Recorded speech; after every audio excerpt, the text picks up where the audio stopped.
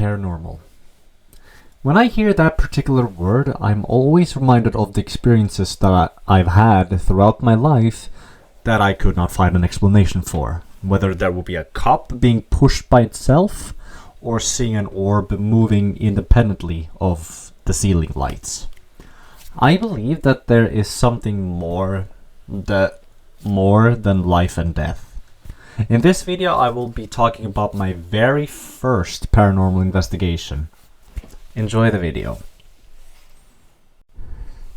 So, here's the backstory on how I got here. So, back in July of 2024, after watching a video of Project Fear's investigation of a haunted hotel, something in me ignited and thought to myself, isn't there a rumor of a location in my local area being haunted? I then started to do some more research and asked my colleagues if they heard of any locations that they've heard rumors to be haunted. And it took me around 2 months to find a location, and I managed to find a location that was 40 minutes away from where I live. After contacting the museum director and booking a room in the same haunted building, me and my parents drove to the location, arriving at 2240. The investigation began on the night of the 21st of September. So my parents went to the booked room almost right after arriving at the location, and I investigated the night for 3 to 4 hours until I turned to the bed. So I will go over the equipment that I used and what I captured. So this location that I investigated in the old directional building for when the mines were still under operation. This building was finished constructing in 1901, if I remember correctly, and was built for then director of the mines, Wormlund, and he was the director of the mines of this village for around 30 years or so. Until he had to step down for not being a good leader. And when I contacted the museum director of the entire mines of the museum, and asked him what had they witnessed in this place. And he mentioned to me that his co-workers or his colleagues has experienced, I would say that his colleagues had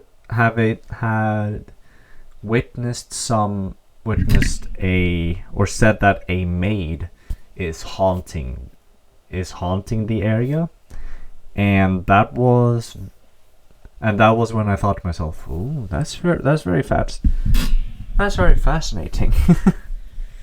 So the equipment that I used or brought with me were an EMF meter, a spirit box, a basic analog thermometer, a digital recorder, 3 cameras, a GoPro, a photo camera, and my video camera.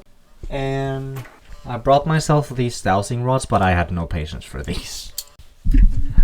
At first, when I did the investigation with my parents, I was fully expecting that I wasn't going to capture anything. And I was fully prepared for that. And I will say that I am happy to be proven to be known that my expectations were proven wrong. Now, when I was at this location, I thought to myself, or the activity wasn't really happening, or nearly happening as much. Maybe like 1 or 2 times, but even then, it's still a lot for an investigation. But then again, it's just 1 or 2 things because it's not as active. So I would like to go over something that I personally witnessed at this location, and I will also show you the clips of what I found and managed to capture something that I could not find an explanation for.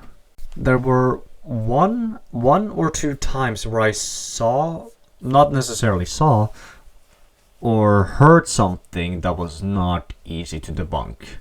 At one point I heard a noise that I dismissed as something that was normal, or I thought that was normal. Hva var din oppgave som en tjenestepike?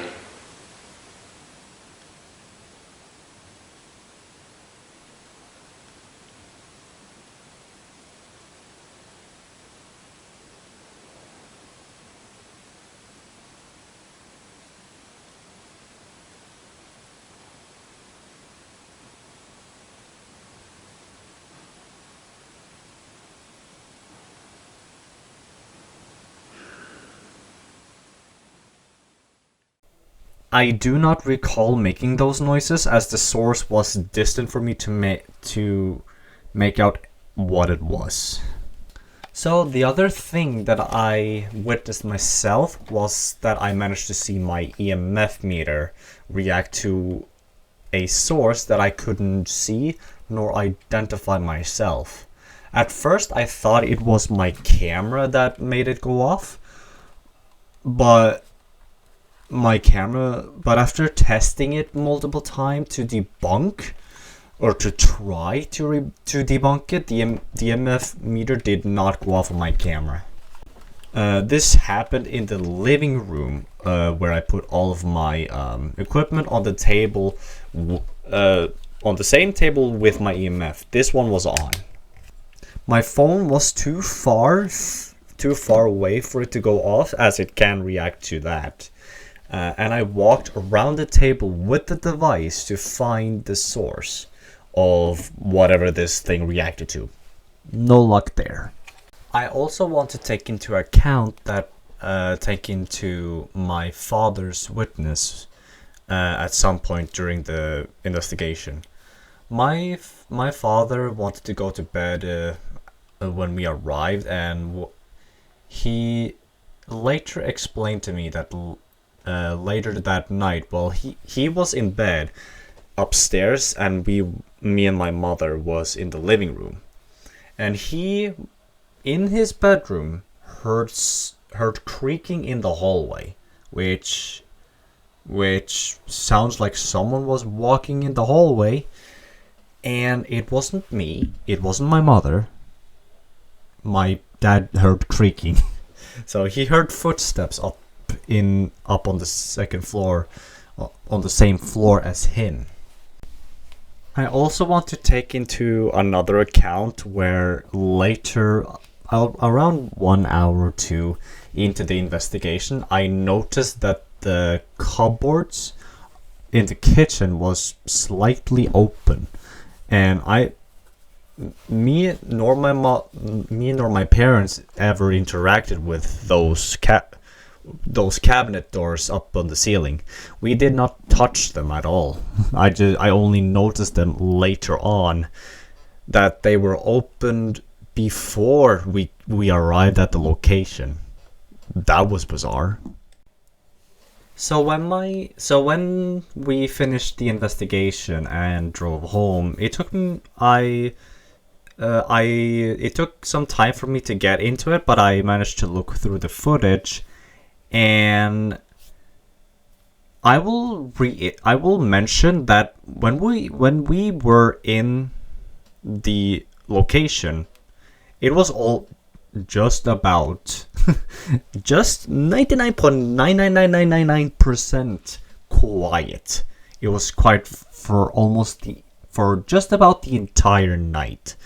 I didn't hear anything, or at least that's what I thought.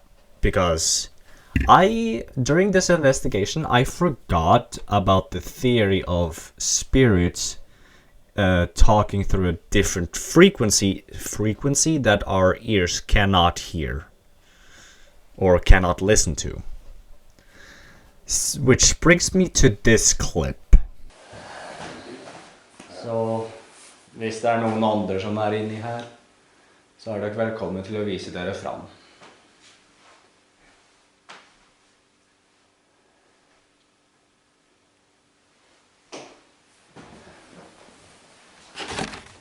Bare prøve å ta det med roten. What the fuck?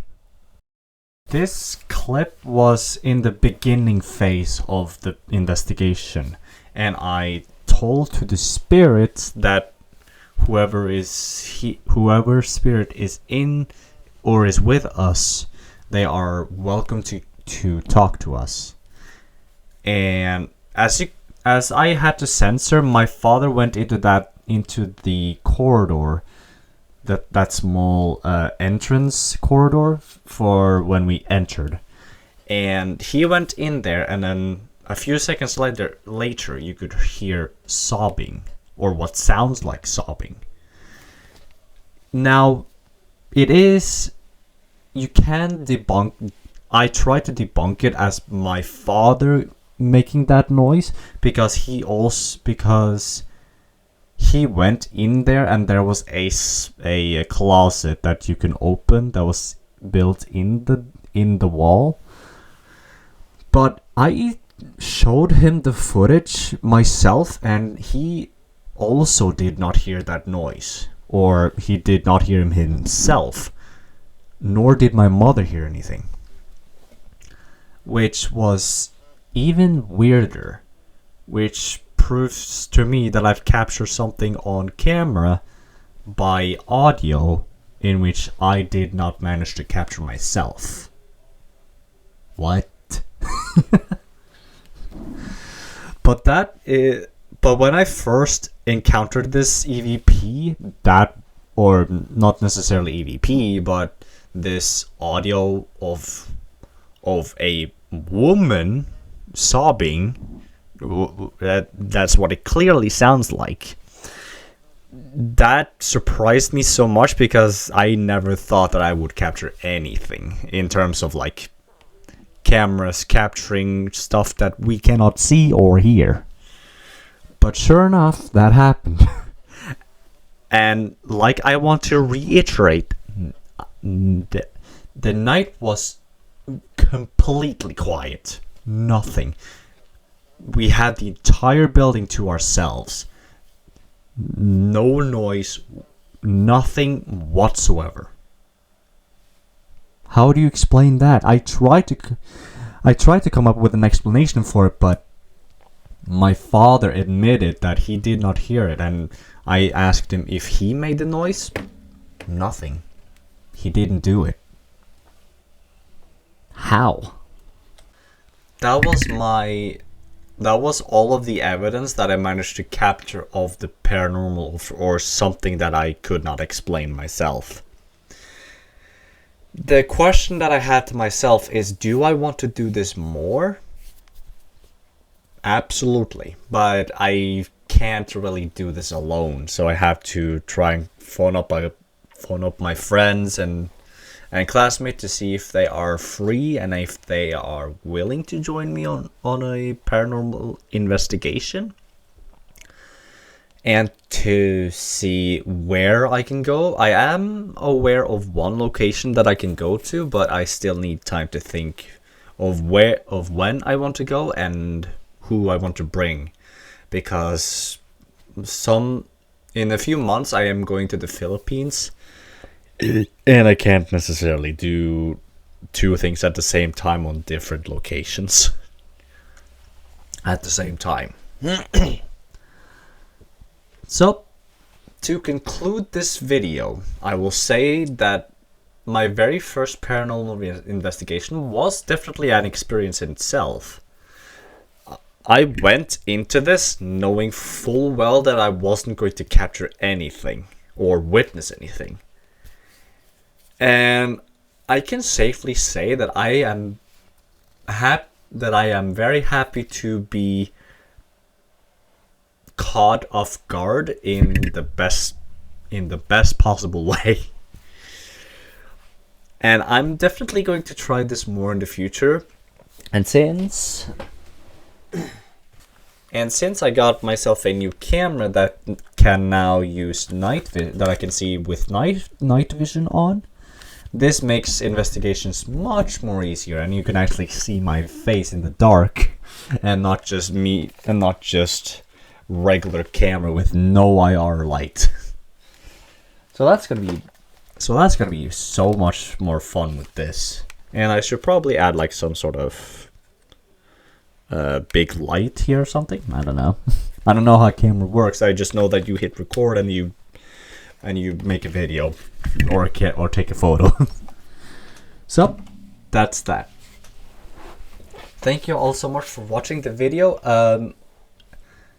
I am aware that some of the clips may look fake, but from the bottom of my heart, all of these clips were mine. And all of these were what I recorded with my parents, who I shared the footage with, and to get their ideas.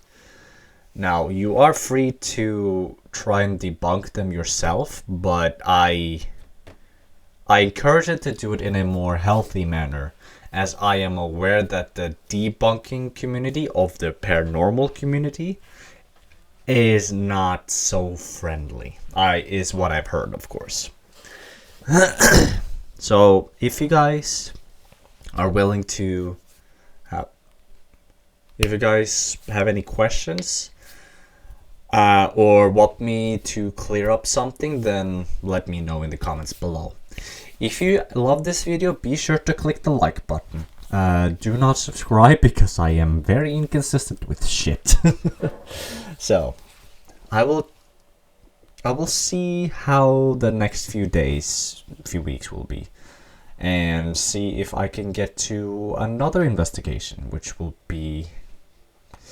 I hope I can have happen before I go to the Philippines. But I can always do it after, of course, and during the Philippines vacation. But I want to focus on vacation and not just do things.